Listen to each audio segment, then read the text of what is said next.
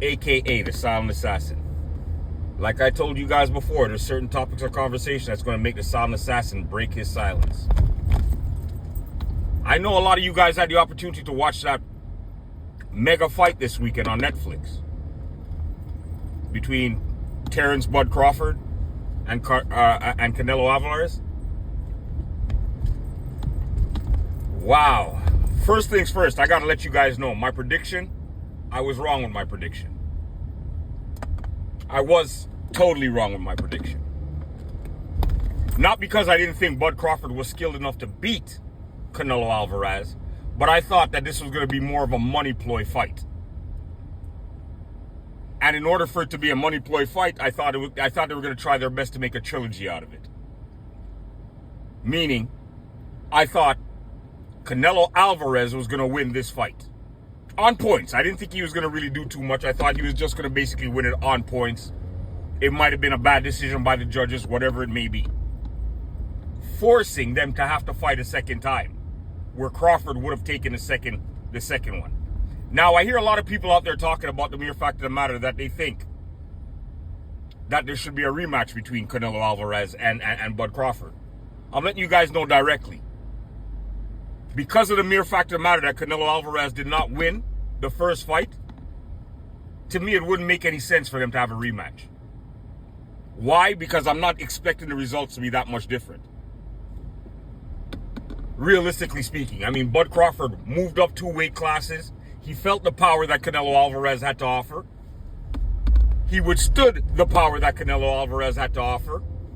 And he beat Canelo Alvarez at his own weight class. So, I mean, I don't see too much difference happening in a rematch. I don't see Canelo Alvarez getting much stronger in order for Bud Crawford not to be able to deal with his power in the next fight, if he dealt with it in the first fight. And the mere fact of the matter that Canelo Alvarez got to feel a little bit of Bud Crawford's power, there's going to be a lot more respect shown in the second fight. So, for me personally speaking, I really don't think it would make much sense for a second fight. Unless you guys are just doing it for the dollar value. But if you're doing it for different results, I'm almost positive the results are going to be the same. With the way things look, if Bud Crawford fought Canelo Alvarez 10 times, he would beat Canelo Alvarez 8 out of 10 times. In my humble opinion. So when people are asking, okay, well, what's next for Bud Crawford? You guys got to understand one thing. Bud Crawford is not a young cat. If I'm not mistaken, I think Bud Crawford is either 36. He may be between the ages of 36 and maybe 38. I'm not quite sure, but I know he's not a young cat. As a matter of fact, if I'm not mistaken, I think Canelo Alvarez is younger than Bud Crawford.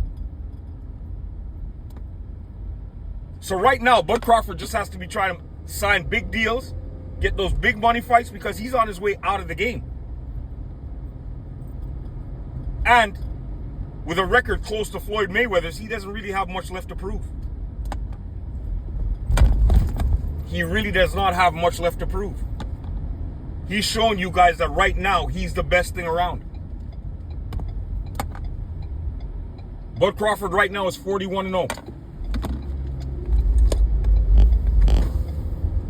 He's yet to taste defeat in professional boxing. He's moved up 2 weight classes to fight somebody that a lot of the expert boxing analysts basically weren't giving Bud Crawford a chance in this fight. But he silenced all the naysayers. Now people say, he's not a big draw. Well, I mean, as far as I'm concerned, the main reason he's not a big draw is because you're trying to appease him to just the mortal fans that are not really big fans of boxing. They'll just watch it if it happens to be on TV. But if you talk to the real fans of boxing, people that grew up watching it from back in the days of the marvelous Marvin Haglers, the Larry Holmes, the Michael Spinks and stuff like that, they'll let you know that Bud Crawford is the real deal. Now, I had one of my friends break this fight down to a T. And I gotta give him his credit, because really and truly, he called this fight. He had said that if Canelo Alvarez does not knock out Bud Crawford early in the fight, Bud Crawford is going to beat Canelo Alvarez. He's going to outbox him. He did say that Bud Crawford would win this fight on points. He said that there's no way Bud Crawford was going to knock out Canelo Alvarez, for the mere fact of the matter that Canelo Alvarez has fought some pretty big beasts, and they weren't able to knock him out. So Bud Crawford, coming from 2 weight classes lower, will not be able to have that power to knock out Canelo Alvarez. He was right. He was absolutely correct. Because if you look at that entire fight, Canelo Alvarez never really looked hurt. And Bud Crawford hit him with some clean shots. He never looked hurt. He looked frustrated, especially in the later rounds, but he never looked hurt.